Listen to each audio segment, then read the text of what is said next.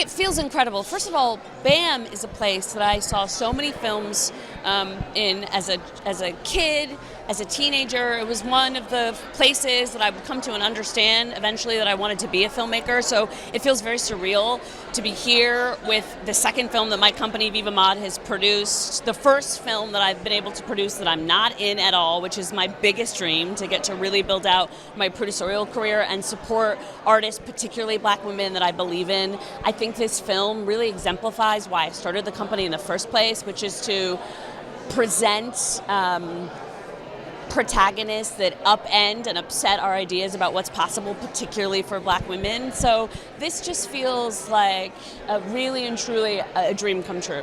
First of all, they brought their extraordinary gifts and talent. I can't think of a more incredible cast to support Alicia's vision. This script was so singular, and what felt so exciting is with each of them to get to call them. I remember having the first conversation with Janelle and saying, Janelle, I have this script. You are our dream person for this part.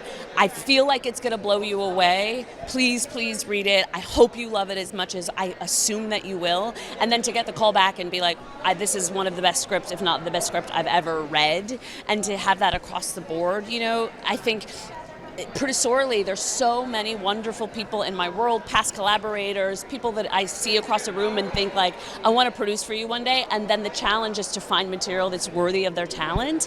And so to get to find material that's worthy of Vivica Fox, that's worthy of a Sterling K. Brown, that's worthy of an Erica Alexander, and then also to get to really introduce audiences that might not know Kara and Mallory yet in these extraordinary performances is like, I cannot tell you what it means to me. It just is like, it means the world to me. It really is one of one in terms of what it's doing with genre. I think of what it's the fact that it's led by two young Black women, which still, we've seen film grow so much and change in terms of who we can see centered in a frame, but that is still like extraordinarily rare. A film that wants to talk about really heavy things like generational trauma, but do it in a way that also is like wildly entertaining and surprising and funny, in a way that is so unique to Alicia's voice, is just like, it's pretty rare. It's a pretty rare film. Because it's made for the cinema, and also I think what we have seen recently when we talk about a film like Sinners, for example, is also just that it is so dazzling to get to go see films together in community.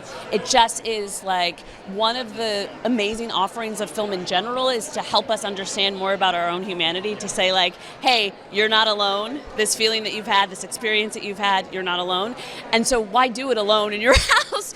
You should do it surrounded by people. It's just, I remember going to see Sinners myself the first time, not at a fancy premiere, just in a cinema, and like how fun that was. And you just get to go out and go, into the lobby after and feel the energy and the buzz and overhear conversations and talk about it with your friends and fight about it with your friends. And that's a part of the joy of doing this. And so I'm really so grateful to MGM, Orion, Amazon that we're going to release this in theaters, and I really hope that audiences show up, because it's the only way that we continue to say that original stories matter. Because those are always the things that perform and that we're talking about for generations, but we have to be able to show up and show out when those stories come along.